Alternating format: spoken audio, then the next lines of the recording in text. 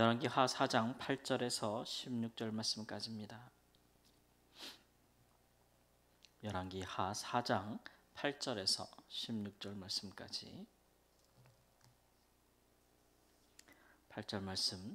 하루는 엘리사가 수넴에 이르렀더니 거기에 한 귀한 여인이 그를 간권하여 음식을 먹게 하였으므로 엘리사가 그곳을 지날 때마다 음식을 먹으러 그리로 들어갔더라. 여인이 그의 남편에게 이르되 항상 우리를 지나가는 이 사람은 하나님의 거룩한 사람인 줄을 내가 아노니 청하건대 우리가 그를 위하여 작은 방을 담 위에 만들고 침상과 책상과 의자와 촛대를 두사이다. 그가 우리에게 이르면 거기에 머물리이다 하였더라. 하루는 엘리사가 거기에 이르러 그 방에 들어가 누웠더니 자기 사환 게하시에게 이르되 이 수넴 여인을 불러오라 하니 곧 여인을 부르매 여인이 그 앞에 선지라. 엘리사가 자기 사환에게 이르되 너는 그에게 이르라 내가 이같이 우리를 위하여 세심한 배려를 하는도다. 내가 너를 위하여 무엇을 하랴? 왕에게나 사령관에게 무슨 구할 것이 있느냐 하니 여인이 이르되 나는 내 백성 중에 거주하나이다 하니라. 엘리사가 이르되 그러면 그를 위하여 무엇을 하여야 할까 하니 게하시가 대답하되 참으로 이 여인은 아들이 없고 그 남편은 늙었나이다 하니 이르되 다시 부르라 하여 부르매 여인이 문에 서니라. 엘리사가 이르되 한 해가 지나 이때쯤에 내가 아들을 안으리라 하니 여인이 이르되 아니로소이다. 내 주 하나님의 사람이여 당신의 계집종을 속이지 마옵소서 하니라. 아멘. 수넴이라는 곳에 한 귀한 여인이 있어서 순회 사역을 하는 선지자 엘리사를 대접하고 또 그를 위하여 옥상에 작은 방 하나를 짓고 선지자가 오갈 때마다 그곳에 머물게 했다라고 말씀하고 있습니다. 귀한 여인이라고 하는 것은 귀하다라는 말은 좀 부하다라는 의미로 해석되어질 수 있는 말이에요. 그러니까 아무래도 이제 선지자와 그 종 사환, 선지자를 수종드는 사람을 함께 대접할 수 있었으니 이 여인이 그래도 가정 형편이 좋다라는 것을 알 수가 있었고, 이 여인이 아들이 없었다, 남편은 늙었고, 이것은 그 가정의 참 가장 큰 아픔이라고 할 수 있겠죠. 그럼에도 그것을 그렇게 쉽게 드러내는 그런 성품은 아니었던 것 같고, 또 그 일에 대해서 어떤 사무치는 어떤 소원이 있었던 것 같지도 않습니다.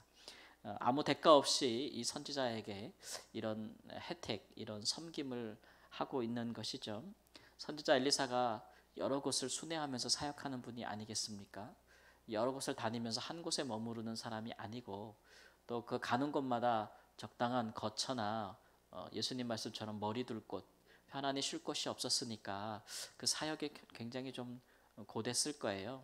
그래서 대부분 순회 사역을 하는 사람들은 가는 곳마다 그저 누가 혹이라도 그 거처를 방을 비워줘서 머물라 하면 머물 수 있었고, 그렇지 않으면 밖에서나 들판에서도 잘 수밖에 없는 그런 고된 순회 사역의 연속이었는데, 이 여인이 선지자가 요청하지도 않았는데 그 선지자를 자기가 보나 하니 매번 이렇게 지나가는 분이시고 자기 집 근처를 또 보아하니 이분은 정말 하나님의 사람이다, 하나님의 선지자다, 거룩한 분이다라는 확신이 들어서 이제 가실 때마다 이렇게 들려서 식사하고 가시라고 이런 접대하는 귀한 사역을 섬김을 했던 것으로 이렇게 나타나고 있습니다.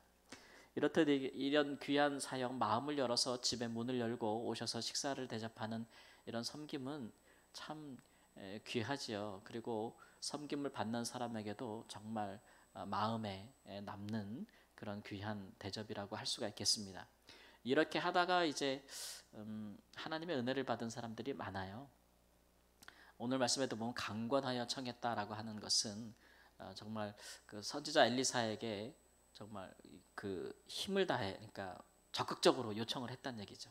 선지자 엘리사가 요청한 것은 아닌데 오셔서 꼭 식사하고 가시라고 그렇게 하고 또 부담을 주지 않은 거예요. 마음에 그 대접받는 게 마음에 부담을 느꼈으면 선지자가 이렇게 그곳으로 갈 때마다 마음 편하게 들려서 식사를 할 수 있었겠어요?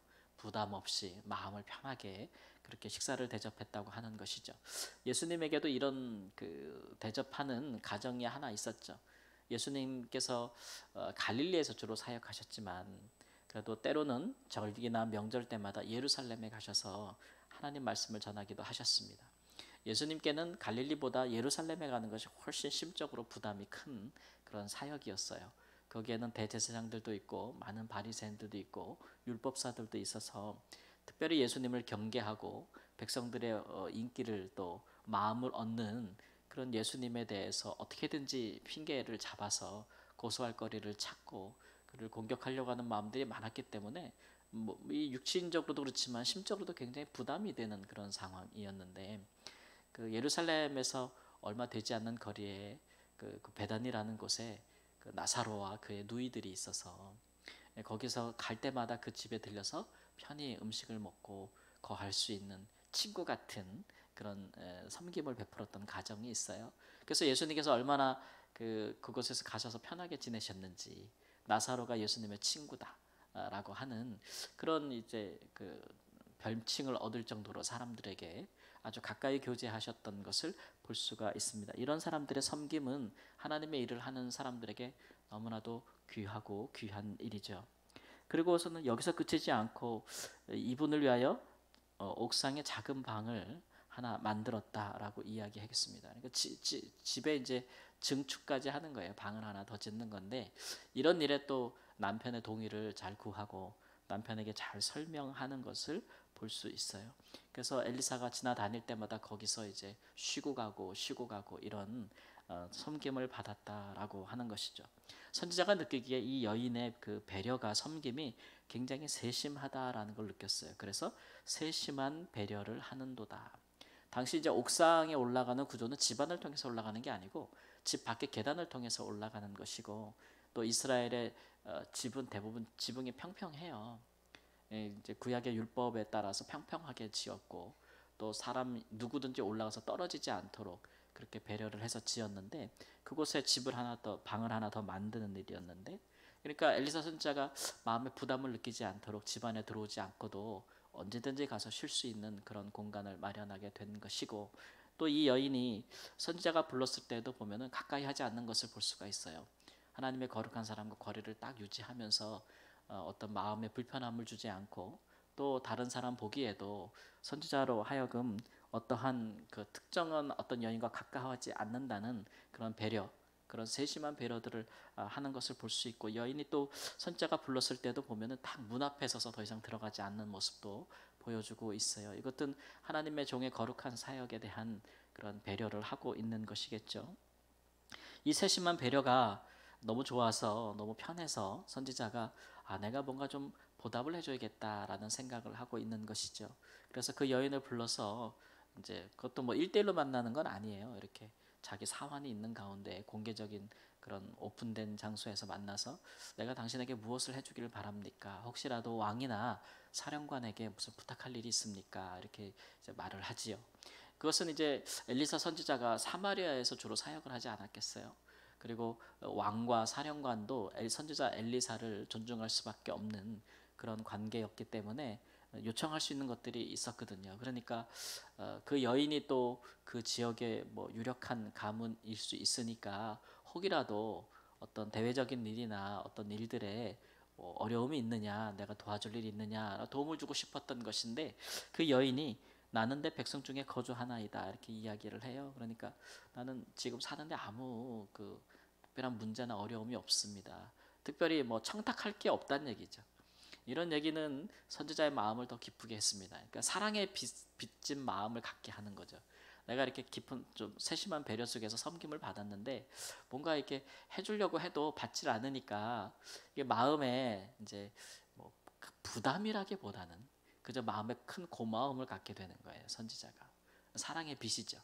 그래서 이 여인이 무엇을 바라고 한 것은 아니구나 나한테 무슨 소원이 있어서 무슨 기대가 있어서 소망이 있어서 나에게 한 것도 아니구나 정말 순수한 마음으로 나와 내 사역 하나님의 사역을 정말 섬기기를 원하는 대접하기를 원하는 마음으로 했구나라는 것이 선지자의 마음을 더 이제 기쁘게 했습니다. 그래서 그 여인이 돌아간 후에 내가 무엇으로 이 여인에게 해주면 좋겠는가라고 이야기를 하는데 그 사환이 말하기를 남편은 늙었고 아들이 없다라는 말을 듣고 그 여인을 다시 불러서 내년 이맘때 내게 아들이 있으리라라고 얘기하는데 이 여인이 자기가 요청하지도 않았고 또 자기 생애에 너무 기대하지도 않았던 이제 이것은 이제 아이를 낳을 수 있는 가능성이 없다는 것을 의미하고 있는 것이고 종종 이제 성경에서 그런 일들이 있죠.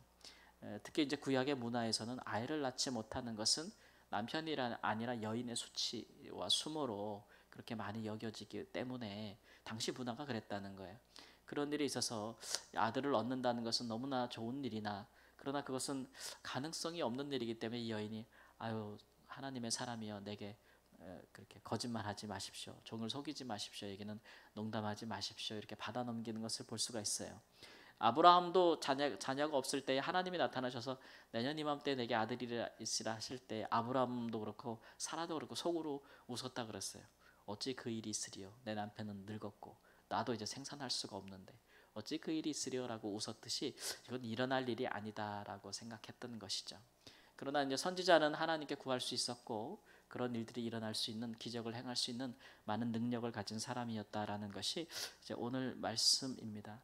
이 말씀에서 우리가 단순히 생각해 볼 것은 서로 이제 그 섬김과 대접이라는 것이 혹은 서로를 사랑한다는 것이 상호간에 서로 베풀어지는 일이라 그래야 온전할 수 있다라는 것을 이야기하고 서로를 향한 선지자와 이 여인이 서로를 향한 정말 세심한 배려를 하고 있다라는 것을 알 수 있잖아요.